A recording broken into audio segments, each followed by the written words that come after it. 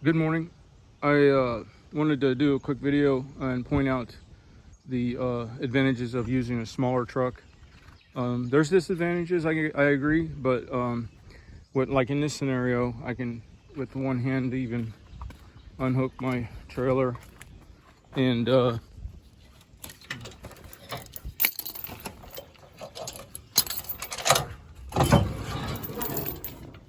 boom. Now I can take that truck back up to each pile, across that yard, and not have to, rake into a tarp. And drag it all the way up to the truck, which when you're trying to feather that up over the edge of the tarp, that's a pain, you know what I mean? But it is better than trying to, do it by other methods like a wheelbarrow or whatever. I still do tarp drag on some stuff, but I don't really like doing this kind of work. It's just so much manual labor, and I can make so much better money doing other things. So this customer though, she tries to get me down on price and everything. So after she negotiated me down on the rake cleanup and everything, then she wanted to toss in a free cut on top. And it's like time after time, this gal will exploit if you got any lick of kindness in you or need to please, you got to watch out, because there's people out here that will get you like a wolf. And I'm not gonna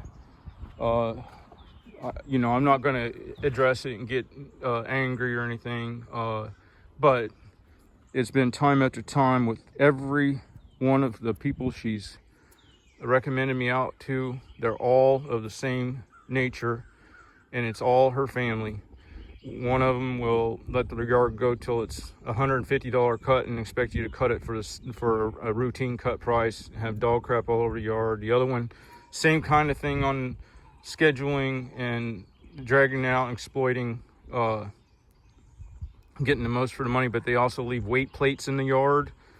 The other one, they did the trick on making change on me, held me up for money. The other one did a tree job, and it was 4 months before they paid me, even though I did all the value of the bid in the tree work, but also, so it wouldn't crack their driveway, I hauled in some road base so that my skid steer, the weight of the skid steer wouldn't be coming onto a ledge and have more probability. Now they were able to, that was a major improvement on their lawn, because they had a circle drive that came off there was a 6-inch drop, and they couldn't really use the circle drive the way it's supposed to be used because of that drop off. It's hard to explain, but either way, they got a whole bunch of value for the money. And then to pay me back for my kindness on that, they literally didn't get me paid for 4 months after repeated trips and times. And it ain't like they don't have the money. They just got a new Chevy, whatever it is, Silverado AT4, which is like a high-end off-road package. But anyway, so the thing is, I'm tired of all that extra stuff. I like to operate equipment. I like to be as efficient as possible with getting to a yard and being able to give the best cut possible. That doesn't mean that I'm open to doing anything for people. You know what I mean? I don't carry a ladder. See, if you don't use it at least 2 days out of that week, I'd say is a good policy, in my opinion, and for what I'm doing in my market, then it needs to come off the truck, because otherwise it's something that's in your way that's going to slow you on the other 5 days that you're working. It's going to be in your way. It's going to take up valuable space or whatever. It's seconds count, minutes count, miles count, everything counts. Okay, so, and the only thing you have to sell is really your time. So if you got all the stuff on your truck to do everything, your truck is no longer any good to do anything, because it's not the most efficient at lawn mowing. It's not the most efficient at gutter cleaning. It's not the most efficient at shrubbery and removing the debris from shrubbery. It's no longer efficient at any one thing, because you've tried to make it able to do anything. Okay, the problem with that is, in some markets that's fine, because you'll get the people who value one call does it all. In this market, they want, if other people are charging $200 to do the gutters, they want to pay you $30. Okay, that's the way it is when you're dealing with people from back in the day. And the problem is, you can throw out the bids. The bid you throw out for gutters needs to be 10 to 20% higher than the people that do gutters. Why? Because you're not outfitted for that specific job. You're not outfitted for where to take the debris for free, because there's a lot of people who take that for mulch beds and stuff. But you need to have time and connections, and if you do it every day, you can keep that network going where it's a routine and you can routinely get rid of it in those spots for free. But you also have to have a rig that's able to do that. Now, as an example, the other truck I'm trying to convert to a flatbed mow truck, a little Colorado, extended frame. If I do that and put a mower on the back, that helps me that I don't have to pull a trailer. Well, there's obviously not going to be room for debris. So that truck, moving that truck towards specialization in mowing only, exempts it from being able to haul debris. But you got to choose, where I'm at, you have to choose what you want to do. Because if you try to do one call does it all, none of them's going to take it bids unless you come out lower than the people that do that specialized job. And you can't be as efficient as the people that do that specialized job. So you're just going to get beat down, and you're going to have so much time invested in trying to do a little of everything for everybody, that if you'd stayed on lawns or stayed on whatever you specialize in, you could have made a lot more money, saved your body, your energy, your time, and walked away at the end of the day, I think, with a little more pride and self-respect. Because when, even like gutters, there's a whole lot to it. You don't want to walk on a roof if you can help it. You don't want to lean a ladder against a gutter. You know, you can get into a lot of different things. If I was doing gutters, I'd take one of these old Hustler chassis and I put a hydraulic pump on it, and I'd make a single boom. It don't need to be articulated, because you can drive the drive motors from the bucket if you know what you're doing. And I have done things like this before, not that specifically, but I would make a machine that could travel around these single-story houses here like that in the basket. I wouldn't have to spend hardly any money to do it. But if I was doing gutters, that's the kind of things I would do so that I could give the best service possible. No bent gutters from ladders leaning on, no stepping through the roof, no knocking the aggregate off of the shingles, and you know, limiting the roof life. You know, there's just, if you're not allowed to specialize, you're never going to get anywhere. And that's that's the beef I have with Florida in general, is people come from these pick and place easy jobs, big old pensions, and they get down here and they throw on a cape that says Captain Chaos, because they won't let anybody specialize. If you mow their yard, some reason they think that you should be able to change a kitchen sink. It's nonsensical. But not only should you change a kitchen sink for them, and if you don't, they're going to fire you on the lawn. They want you to do it for half of what the guy who does change kitchen sinks for. You see what I'm saying?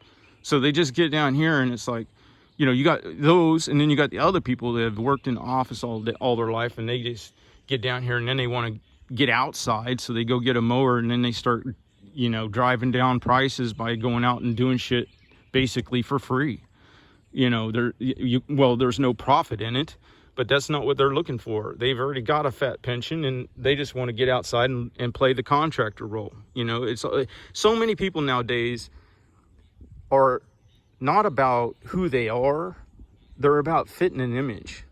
So if they've aspired to do that type of work all their life, but they've sat behind a desk and stuff, you can't help them but want to do that. I understand, but at the same time, you need to respect the people that are doing it and trying to make a living, you know. All right, I'm going to get back to work. One last thing is, a lot of people say, oh, well, it's not about how many yards you do, it's about how much you make. Well, maybe not. The thing is, if I get my efficiency down to where I can do 20 to 25 lawns per day solo, and all of your high-paying customers, if I'm talking to somebody in this scenario, move out of your high-tax states and come down here, where I can start making and getting paid a fair amount per yard. Well, now I have the capability, capacity, and efficiency to be able to handle the volume, and I will be able to get the proper payment. At the same time, as your demographic moves away from those areas that we're paying the high prices, then your demographic and your portfolio of customers will diminish and your prices will deflate, and you're going to be accustomed to doing less volume with less efficiency, with helpers and everything. You can figure out how to put food on the table for you and your people, your helpers, because you've never focused on straight line, laser focused efficiency in one operation. Okay, so that's just my opinions, for whatever they're worth. I'm going to get back to it, and of course it's going to be a lot easier because I'm just going to back this truck up and load these piles and then do the cut, and I'll be done. I need to add in here too that it makes a difference in where you're at. So like $10 in New York isn't the same as $10 in Central Florida. It depends on how far your money goes as to, you know, how well you're doing. But there's one thing that is relevant across time zones and regions and pricing and everything. And that's the ability on volume, how much you can do. So to parse it out, you would have to actually do a whole bunch of math to make a determination as to what business is doing better qualitatively, because you'd have to have the math behind how far your money goes as well as how much you're making. And I don't want to get into that. The easiest way to measure business performance is how many yards you can get done, because things like payment and stuff most often don't have anything to do with the person.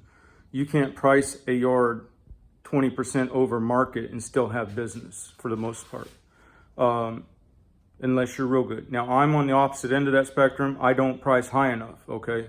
But that gets to personality types and other videos I'm going to get into and things to avoid. But no matter what the case is, you're just not going to find enough customers to float your boat when you're pricing out what other people are doing for less money.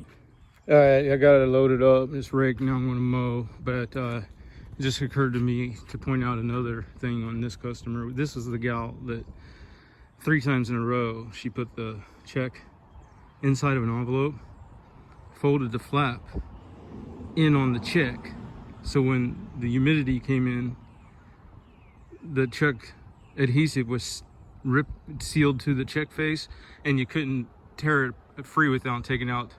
I had to make repeated trips on little $30 cuts to get paid. And even after explaining what's happening, she just did it over and over again, you know. All right, I'm gonna get back to it. Y'all have a good day.